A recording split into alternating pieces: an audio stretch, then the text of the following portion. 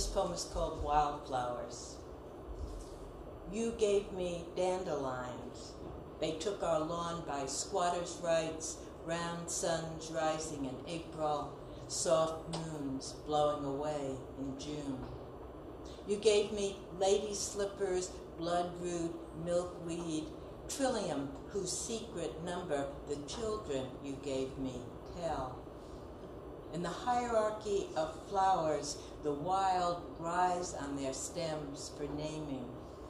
Call them weeds. I picked them as I picked you for their fierce, unruly joy.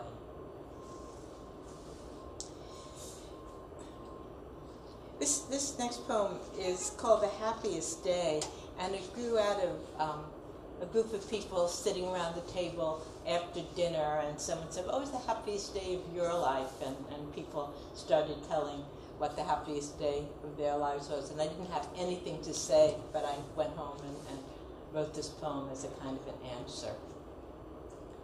The happiest day. It was early May, I think, a moment of lilac or dogwood, when so many promises are made, it hardly matters if a few are broken. My mother and father still hovered in the background, part of the scenery, like the houses I had grown up in. And if they would be torn down later, that was something I knew but didn't believe. Our children were asleep or playing, the youngest as new as the new smell of the lilacs. And how could I have guessed their roots were shallow and would be easily transplanted? I didn't even guess that I was happy. The small irritations that are like salt on melon were what I dwelt on, though in truth they simply made the fruit taste sweeter. So we sat on the porch in the cool morning, sipping hot coffee. Behind the news of the day, strikes and small wars, a fire somewhere, I could see the top of your dark head and thought not of public conflagrations, but of how it would feel on my bare shoulder. If someone could stop the camera then, if someone could only stop the camera and ask me, are you happy? Perhaps I would have noticed how the morning shone in the reflected color of lilac. Yes, I might have said, and offered a steaming cup of coffee.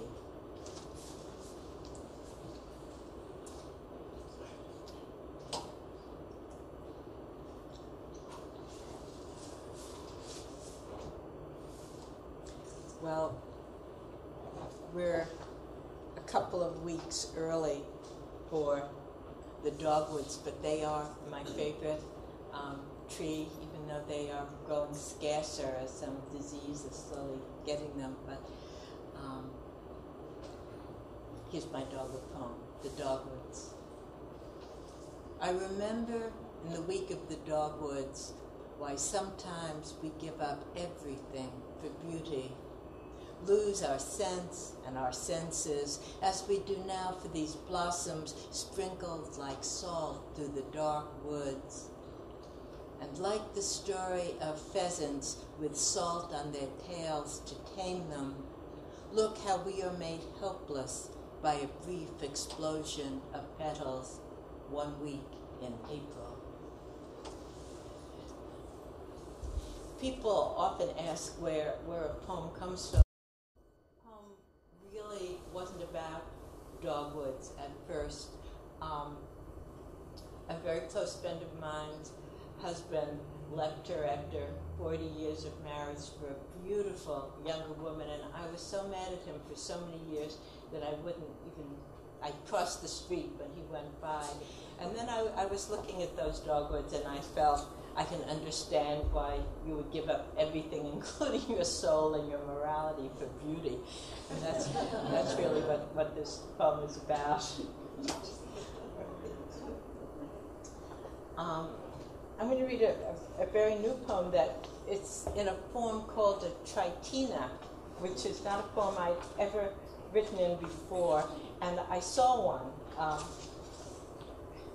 I don't remember where, in a magazine or something, and it intrigued me. And when I'm having trouble writing and nothing seems to come to me, I'll sometimes assign myself a form and try to write in that form. And a tritina is based on, it's sort of like a sestina in a way, but half the size. The last word of each line is repeated in a certain pattern, and then the last line incorporates all of the words. It's kind of strange, but this is called April Fool Tritina, and since we're about there, it seemed a good time to read it. Forcing fledgling blossoms from their trees, an unexpected wind blew out of March and into April, covering my shoulders in an April shawl of petals. You appeared under the trees, blown there perhaps by chance or wind. Ah, fledgling love, ah, fickle wind, you smiled at me with all of April's warmth, then blowing on, left me to the trees, raw April trees, loose blossoms, wind. Any other questions? Yeah? One of the things I really like about your poetry is that it's very accessible and relates to your everyday experience and in many cases to mine. Do you write poems that are not about daily experiences, your family, and so forth? What other types of poems would you say? Well, I did try to choose accessible poems today. I believe in surface accessibility. I really do. And it's very unfashionable now. I mean, because critics don't have a lot of complicated things that they can say. I like to think that if you keep reading the poems, you'll find things in them that you didn't notice the first time around. But I do, my new book has quite a lot of political poems in it, poems, post 9/11 poems about the war. It was just such a beautiful day. I decided I'd try to forget about that just for an hour. In fact, the title poem of Queen of a Rainy Country is I suppose, an anti-war poem.